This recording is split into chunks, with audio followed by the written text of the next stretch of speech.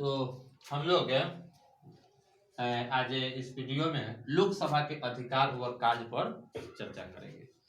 देखिए, लोकसभा कई कार्य करती है, ठीक है। उसमें हमारा पहला कार्य है कानून बनाना। वैसे भी ये विधायिका है, तो विधायिका का मूल काम क्या है? कानून बनाना। तो ये लोकसभा कानून बनाती है।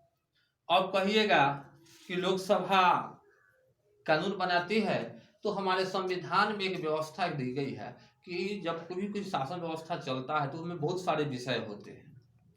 तो बहुत सारे विषय हैं, तो उन विषयों को संविधान में 3 भाग में बांट दिया गया है। एक को हम लोग कहते हैं संघ सूची, दूसरा को कहते हैं समवर्ती सूची और तीसरा को कहते हैं राज्य सूची।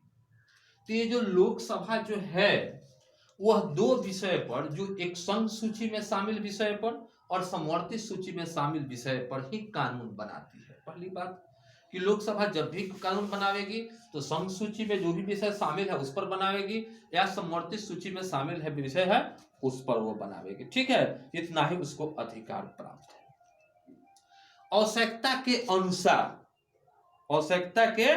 अनुसार संघ सूची या समवर्ती सूची में शामिल विषयों पर लोकसभा जो है ना कानून बनाती है और उस कानून को पास करती है। और पास करने के लिए लोकसभा में जितने सदस्य हैं उन सदस्यों में 2/3 का बहुमत होना जरूरी है। यानी लोकसभा जो भी कानून बनाती है उसको पास करती है, वो 2/3 बहुमत से पास करती है, ठीक है ना। पास कब करती है? कि जब भी कोई कानून जो विधेयक सरकार लाती है तो उस विधेयक पर जो है ना सरकार जो है ना सदन के पटल पर रखते हैं, लोकसभा अध्यक्ष होते हैं और लोकसभा अध्यक्ष उसकी अनाउंसमेंट करते हैं, यानी घोषणा करते हैं, और तब सदन के और उसके बारे में बताते हैं कौन? उसके जो संबंधित विभागीय मंत्री होते हैं उनको लोकसभा अध्यक्ष आदेश देते हैं कि आप अपने विधेयक को पढ़ के अब पूरे सदन को सुनाइए, ठीक है ना। वो पूरे सदन को सुनाते हैं और उसके बाद उस पर चर्चा होती है। लोकसभा के सभी सदस्य जो है ना उस पर चर्चा करते हैं, अपने विचार व्यक्त करते हैं और उसके बाद मतदान होती है और 2/3 बहुमत से पास होती है। तो पहला हो गया कि कानून बनाना। दूसरा काम है कार्यपालिका पर नियंत्रण रखना। लोकसभा कार्यपालिका पर नियंत्रण रखती है। कार्यपालिका सही से काम करे, कार्यपालिका कहीं उदंड उटपटांग काम तो न कर दे ना, जो जनहित में नहीं हो, राष्ट्रीय हित में नहीं हो, ठीक है। तो उस पर जो है ना लोकसभा नियंत्रण रखती है। तो आप पूछिएगा कैसे नियंत्रण रखती है भाई? तो लोकसभा में सरकार जो है, लोग जो विपक्ष होते हैं, एक पक्ष होते हैं, विपक्ष होते हैं, तो जो लोग विपक्ष होते हैं वे चर्चा करते हैं। चर्चा के दौरान काम रोको प्रस्ताव भी लाते हैं। चर्चा के दौरान जो है ना प्रश्नोत्तरी कार्य होती है, यानी उसमें विपक्ष के सदस्य सरकार से प्रश्न पूछते हैं और उन प्रश्न को जवाब देना होता है। किसको? सरकार को, विभागीय मंत्री को। और विभागीय मंत्री जवाब नहीं देते हैं तो अंत में आवश्यकता होती है तो प्रधानमंत्री जी को भी जवाब देना पड़ता है। लेकिन जवाब देना पड़ता है, सदन को संतुष्ट करना पड़ता है। अक्सर विभागीय मंत्री देते हैं और वे नहीं होते हैं तो संसदीय कार्य मंत्री देते हैं। प्रधानमंत्री को जाने की नौबत नहीं आती है, ठीक है ना। लेकिन नियम है कि यदि उससे भी नहीं हुआ तो अंत में प्रधानमंत्री अपना वक्तव्य देंगे, ताकि वे मुखिया होते हैं सरकार के, ठीक है। तो काम रोको प्रस्ताव के द्वारा प्रश्न पूछ करके, ठीक है, और ये सब करके जो है ना ये लोग मतलब क्या करते हैं, तो उस पर नियंत्रण रखते हैं कार्यपालिका को। कटौती प्रस्ताव भी लाते हैं, ठीक है, ध्यानाकर्षण प्रस्ताव भी लाते हैं, ठीक है, सरकार का ध्यान खींचते हैं चर्चा के लिए।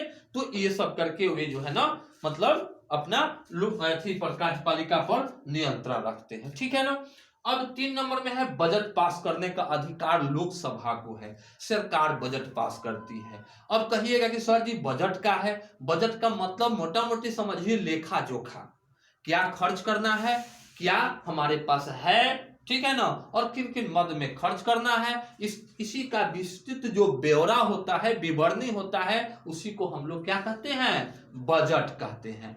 तो वो बजट जो है ना, सरकार जो है ना, उसका जो वित्त विभाग जो है ना, ठीक है ना, वित्त मंत्री के निर्देशानुसार वित्त विभाग बजट बनाती है और उस बजट को लोकसभा में रखा जाता है, ठीक है ना, और उस बजट पर काफी चर्चाएं होती है, ठीक है, और काफी चर्चा के बाद सरकार जो है उस चर्चा का जवाब देती है। सरकार मतलब वित्त मंत्री, सरकार का मतलब क्या कि वित्त मंत्री वे पूरे बजट की पहले व्याख्या करते हैं, फिर उस पर चर्चा होती है और चर्चा के बाद आवश्यकता अनुसार वित्त मंत्री जी उस पर क्या अपना जवाब देते हैं, जो प्रश्न उठते हैं उन पर, ठीक है, और तब जो है ना उसको पास कराया जाता है, यानी लोकसभा के जो सदस्य होते हैं फिर उसको 2/3 बहुमत से मतदान के द्वारा लोकसभा अध्यक्ष के आदेशानुसार वे मतदान करते हैं और उसके बाद वह बजट पास हो जाता है, ठीक है। अब अगला काम है संविधान संशोधन। देखिए बहुत सारी बातें हैं, कुछ कानून पुराने हो जाते हैं, कुछ कानून पहले के हैं और बदली हुई परिस्थिति में उसमें भी कुछ बदलाव की जरूरतें भी कभी कभी महसूस की जाती है, ठीक है। तो उसमें कुछ बदलाव की बात आती है, उसी बदलाव को हम क्या कहेंगे, संशोधन कहेंगे, या कुछ नई कानून लाने की बात होगी। तो हम सब पहले संशोधन की बात करें तो नई कानून की बात हम लोग बाद में करेंगे। तो उसमें संशोधन होती है, तो उससे जो विभागीय मंत्री होते हैं वे संशोधन प्रस्ताव तैयार करते हैं कि हमारे विभाग के अमुक कानून में यह संशोधन करना है, ये बदलाव लाना है, ये हटाना है, ये जोड़ना है, उसी को क्या करते हैं हम लोग, संशोधन, ठीक है। किसी प्रावधान को हटाना और किसी नए प्रावधान को जोड़ना क्या है, संशोधन है। तो उसमें वे अपना तैयार करके लाते हैं और उसका जो है ना विधि विभाग के द्वारा सारे कुछ जो है पास करा के अपना कैबिनेट से पास करा के तब लोकसभा में वे रखते हैं। लोकसभा में रखते हैं तो उन संशोधन के बारे में वो विभागीय मंत्री उसकी व्याख्या करते हैं और उसके बाद फिर उस पर चर्चा होती है, उस पर प्रश्न होती है, उसका सारे जवाब देते हैं। इन सब जवाबों के बाद हो सकता है कि सदन के कुछ सदस्य जो है उसमें कुछ सुझाव दे दे, उन सुझावों को शामिल करना न करना सरकार की मर्जी की बात है, ठीक है ना। और उसके बाद फिर उसको लेकर लोकसभा से पास कराना जरूरी होता है।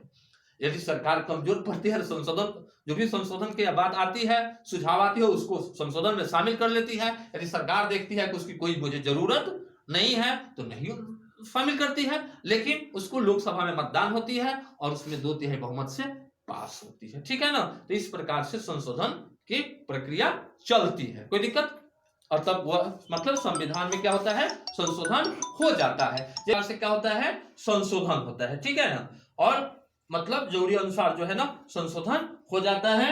और उसके बाद हम लोग निर्वाचन में भाग लेना, लोकसभा के सदस्य जो भी लोकसभा के सदस्य चुन करके जाते हैं ना, वे पहला निर्वाचन कार्य कहां करते हैं, तो लोकसभा के अध्यक्ष का चुनाव करते हैं। लोकसभा अध्यक्ष जो प्रमुख अधिकारी है ना, उनका वे चुनाव करते हैं, ठीक है ना। तो पहला क्या करते हैं लोकसभा के सदस्य कि लोकसभा के अध्यक्ष का चुनाव करते हैं, उपाध्यक्ष का चुनाव करते हैं, ठीक है। और राष्ट्रपति और उपराष्ट्रपति का जो निर्वाचन होता है ना, उसमें लोकसभा के सदस्य भाग लेते हैं, ठीक है। तो माने लोकसभा निर्वाचन में भी हिस्सा लेती है, ठीक है। ये वो चीज और है इसमें जो मतलब नहीं दिया, हम आप लोगों को बता देते हैं। यदि हटाना है राष्ट्रपति को, यदि हटाना है सुप्रीम कोर्ट के जज को, तो कैसे हटाएंगे, तो इसमें एक महाभियोग का प्रस्ताव होता है और महाभियोग का प्रस्ताव लोकसभा में रखा जाता है। यदि किसी को लगता है कि राष्ट्रपति जी संविधान के अनुकूल काम नहीं कर रहे हैं, किसी को लगता है कि सुप्रीम कोर्ट का चीफ जज संविधान के अनुकूल काम नहीं कर रहे हैं, उनको हटाया जाना चाहिए, तो उसके लिए महाभियोग का प्रस्ताव तैयार होता है और महाभियोग का प्रस्ताव तैयार करके और उसको लोकसभा में रखा जाता है, ठीक है। लोकसभा में उसकी चर्चाएं होती है और फिर उसको 2/3 बहुमत से पास करना होता है। और जब वह पास हो जाता है तो जो भी जिनके संबंध में महाभियोग लाया है उनको हटाने की प्रक्रिया शुरू हो जाती है।